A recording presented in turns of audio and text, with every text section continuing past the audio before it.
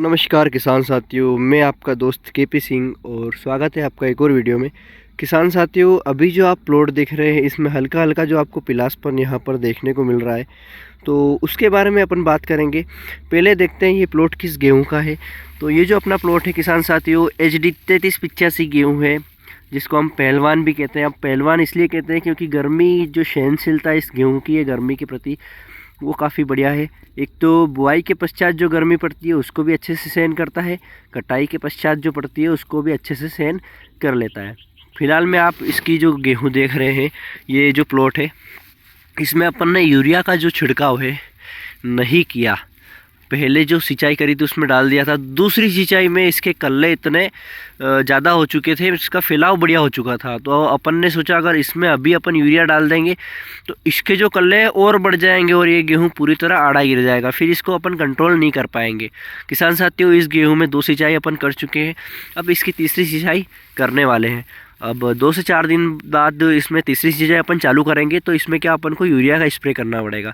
अब इसमें पीलासपन जो अपने को दिख रही है वो कैसे दिख रही है, तो यहाँ पर मैं आपके लिए दिखाने के लिए पौधा लाया हूँ।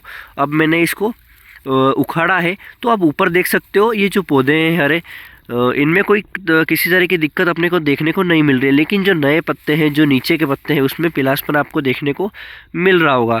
तो किसान साथियों, जब पौधे में नाइट्रोजन की कमी होती है तो क्लोरोफिल नहीं बनता। अब क्लोरोफिल नहीं बनेगा तो जो नीचे के पत्ते हैं वो पीले पड़ पड़ कर सूख जाएंगे या तो ख़राब हो जाएंगे।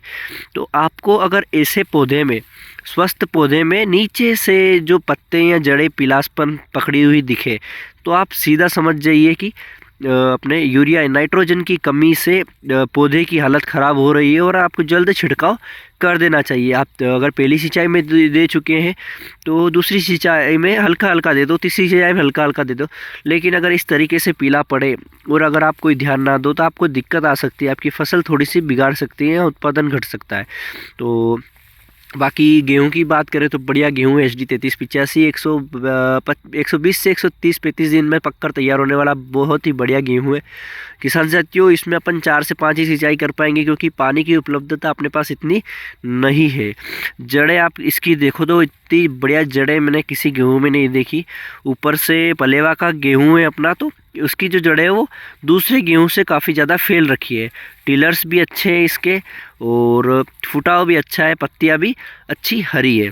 अब यहाँ पर देखें तो कुछ इस तरीके से इसका फुटाव है, बढ़िया तरीके से गुच्छे बने हुए हैं यहाँ पर, ये देखो। ये किसान साथियों, गेहूं काफ़ी बढ़िया लगा अपने को। समस्या यही है कि अपन ने इसमें यूरिया का जो था छिड़काव अपन ने नहीं किया, तो आपको हल्का फुल्का पीलासपन देखने को मिल रहा होगा। देखो, एक तो वहाँ पर थोड़ा थोड़ा, तो इस प्लॉट को अपन को ध्यान रखना होगा। तो अपन इसमें यूरिया का छिड़काव करेंगे ताकि अपना जो काम है वो व्यवस्थित हो सके, ये पीलासपन जो है वो दूर हो सके। क्योंकि हल्की हल्की पीलासपन भी थोड़ा सा नुकसान अपने को दे सकती है। अगर हम आगे जाके भी चले किसान साथियों, तो पूरा प्लॉट इसी तरह से हरा भरा है और कुछ भी जगह खाली नहीं है। कहीं कहीं पे तो गेहूं आड़े गिरने की समस्या भी देखने को मिल रही है अपने को, और वो इसी कारण मिल रही है क्योंकि इसका जो फैलाव है वो बहुत ज़्यादा है। और 9 इंच पे भी अगर ये आड़ा गिर रहा है तो 4, 5 या 6 इंच में अगर बुआई करते तो अपने को दिक्कत आ सकती थी। अब आपको दिखाऊं मैं कुछ इस तरीके से, जो नीचे के पत्ते अगर पीले पड़ रहे हैं तो वो नाइट्रोजन मतलब क्लोरोफिल सही बन नहीं पा रहा है। अब क्या होता है किसान साथियों, जब हम यूरिया का छिड़काव करते हैं तो उससे होता क्या है, भोजन बनाता कैसे है, जो प्रकाश संश्लेषण की प्रक्रिया है वो नहीं हो पाती और पौधे का जो भोजन है वो नहीं बन पाता। अब अगर पौधे का भोजन नहीं बनेगा तो उसकी ग्रोथ पूरी तरह रुक जाएगी, टिलर्स भी रुक जाएंगे और पौधा हल्का हल्का सूखने लग जाएगा। तो इसी तरह छोटी छोटी चीज़ें काफ़ी ज़्यादा मैटर करती है गेहूं का उत्पादन लेने में। और वैसे तो गेहूं की खेती में कोई ज़्यादा लोग लोड नहीं लेते, लेकिन अगर आपको हल्की फुल्की पीलासपन देख रहा है तो आप कर सकते हैं। किसान साथियों, अगर आप स्प्रे कर रहे हैं तो यूरिया, जो नैनो यूरिया अगर आप स्प्रे कर रहे हैं तो ह्यूमिक एसिड जो आता है अपना, उसका भी साथ में डाल के टॉनिक टाइप स्प्रे कर सकते हैं, जिससे कलर भी बदल जाएगा और ग्रोथ भी थोड़ी सी बढ़ जाएगी। किसान साथियों, इस बाकी अपने सारे प्लॉट में अब तीसरी सिंचाई अपन चालू करेंगे। HI 1650, 8830, HD 3385, 1650, 67, इन सभी में तीसरी सिंचाई भी चालू करने वाले हैं। एक प्लॉट है जहाँ पर चौथी सिंचाई होगी क्योंकि वो थोड़ा सा जल्दी का लगा हुआ था।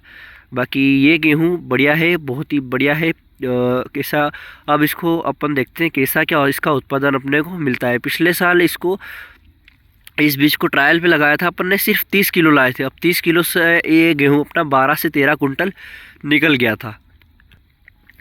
तो कहीं ना कहीं बढ़िया निकला था पिछले साल, इसलिए अपन ने इसको लगभग 4-4.5 बीघा में लगा रखा है। बाकी बीज अपन ने दूसरा दे दिया। तो अब थोड़े थोड़े रकबे में अपन ने सारा बीज लगा रखा है। और जो गेहूँ अपने को पिछले साल अच्छा लगा था वो इस वर्ष अपन ने लगाया। बाकी जो अपना GW 513 है वो नहीं लगाया इस बार, क्योंकि पिछले साल उसका उत्पादन बराबर ही आया था 1650 के, थोड़ा सा और कम आया था, तो इसके लिए उसको हटा दिया है। वो वाला बीज अपन ने नहीं लगाया। बाकी अगर आपको और कहीं भी दिक्कत हो तो अपन वीडियो में बता देंगे। बाकी आपकी जो पिलासपन मैंने बताई है ये यूरिया के कमी, नाइट्रोजन की कमी की जो होती है उसी के कारण पिलासपन आती है। बाकी आपको कोई दिक्कत लगे तो कमेंट में ज़रूर बताएं।